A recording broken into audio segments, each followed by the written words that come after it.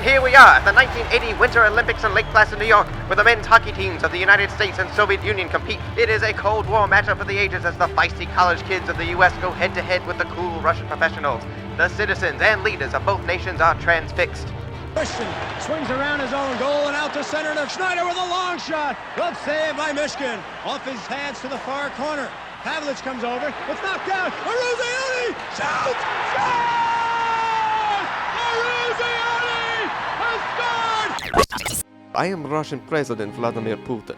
Please turn your attention to more exciting new Olympic Games in Sochi. We have snow, palm trees, friendly dogs, and hot water. I will see you there. The countdown going on right now. Morrow up to Schultz. 5 seconds left in the game. Do you believe in miracles? Yes! Unbelievable.